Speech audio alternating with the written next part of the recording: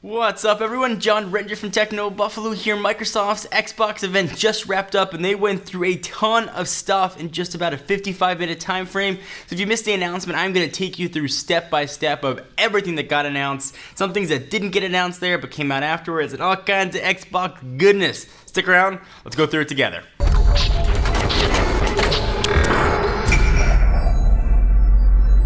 So let's start at the beginning. Microsoft's own Don Mattrick took the stage and he said, and I quote, "We spent the past 4 years working on this." So that was kind of cool. They gave a brief Xbox history and they finally said the name of the next generation console. It's not the Xbox 720, Xbox Fusion. The official name is the Xbox One. Poor HTC. And they called it the Xbox One because it's an all-in-one entertainment system.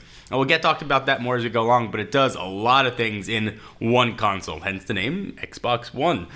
So they talked about a new controller, and Kinect was also announced. We'll talk about that a little bit later. A ton of new stuff with Kinect. Really heavy emphasis on TV. There's a totally new TV experience, and you can access that TV experience using some pretty baller voice commands that worked really well. You know, TV on, switch to music, and all kinds of other stuff. It uses your voice just incredibly well, and voice commands allow you to instantly switch between games, TV, music, movies, full Internet Explorer, and other apps. So that was kind of cool. They announced something called Snap Mode. You can snap back and forth different things. Allows you to view two things at once, like watching a movie and doing a quick web search. Kind of neat. Also, one thing that I was really excited about is Skype for Xbox, totally built in. So you can Skype your friends while you're playing a game. You could talk some trash, or you could just use it for Skype on your TV. A lot of ESPN-centric stuff was also announced. You're going to get notifications of your favorite players and teams, so that's kind of cool if you're big into sports. You can also snap various stats next to live supported games, so kind of cool too. Next thing, Xbox One Guide. It's a full TV guide of what it's going to do, and they didn't announce this at the keynote. They announced it afterwards. Essentially going to work on top of your cable box's DVR, so it'll access all the content, but it'll put the Xbox UI on top of it. Kind of neat. You get trending and favorite options there. But the big deal here, the system specs. What is the Xbox One going to pack? So 8 gigabytes of RAM, USB 3.0, a Blu-ray drive, which Sony's the head of that Blu-ray consortium. Kind of cool to see a Blu-ray drive in there, so bigger games, more storage. Of course, HDMI in or out. 8-core GPU, 500 gigabyte hard drive. Don't know if that's solid state or not. There are 3 separate operating systems, which are kind of cool. First is the Xbox OS. There's a full Windows kernel, and finally there's an OS that allows you to switch between the other two instantly. So that's kind of cool. So with the Windows kernel, hopefully there'll be some cross-compatibility between Windows games and Xbox games. So let's talk about Kinect. First of all, good news, it's going to be included with every console. It's now a 1080p HD camera. Voice commands are now totally more conversational with it. It can read your heartbeat also, which is crazy.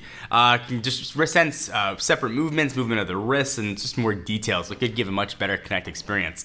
Onto the controller, it looks the same, but underneath that shell, there are 40 design changes. Dynamic impulse triggers let you put feedback on the triggers, which are kind of cool. It's got Wi-Fi direct radio stack in there.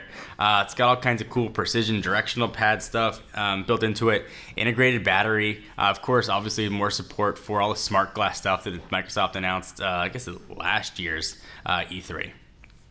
So natively part of the platform, there's all kinds of other stuff that's natively in there. So Xbox Live, so that's kind of cool. And for the servers to support that, they're going from 15,000 servers to 300,000 servers, which is crazy. I love storage for music, movies, games, and all of it's going to save in the cloud. Kind of cool. Speaking of cloud, there's a dedicated game DVR built in, which will save games to the cloud. And it's better for queuing up multiplayer games as well. They're told to talk a lot about games, EA, FIFA, Madden, NFL, NBA Live, UFC. EA came and talked about a lot of it. All of those are going to be powered by EA's new sports engine called Ignite, so that's kind of cool.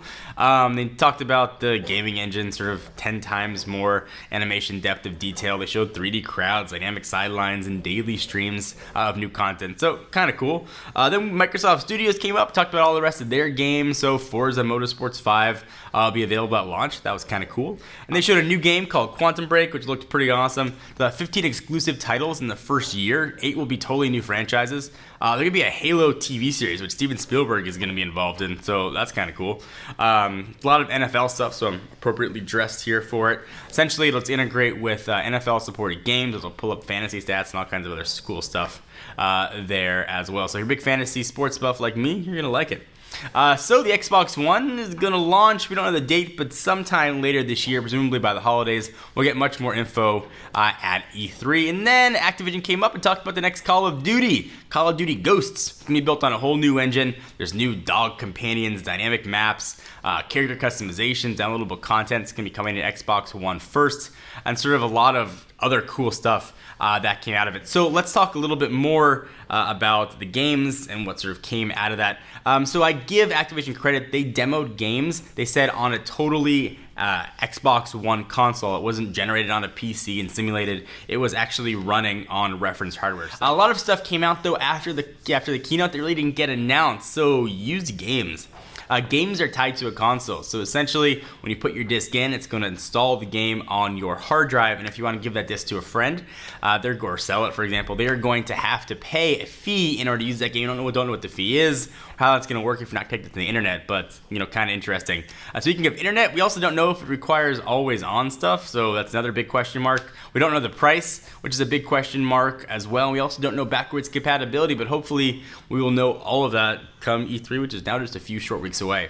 So we got a ton of news on the Xbox One. I'd love to hear your guys' thoughts, what you think about it, if you're excited, not excited. They announced crazy amount of stuff in a 15-minute period, so I give Microsoft credit. They've had years to work on this. The console looks super big, but hopefully that bigness will keep the cost down. They didn't have to pay that much to shrink the components, but it's definitely a large console. But take that for what it's worth. It doesn't look bad, but it certainly is going to take up a lot of space in your component cabinet. Anyway, guys, I'm excited about it. It looks very cool. I can't wait to get our hands on it, take a look at some gameplay, of course, at E3. We will be there covering it in force. Again, want to hear your thoughts? Please give this video a big fatty thumbs up. We most definitely appreciate it. I am John Rettinger from Techno Buffalo. See you guys next video.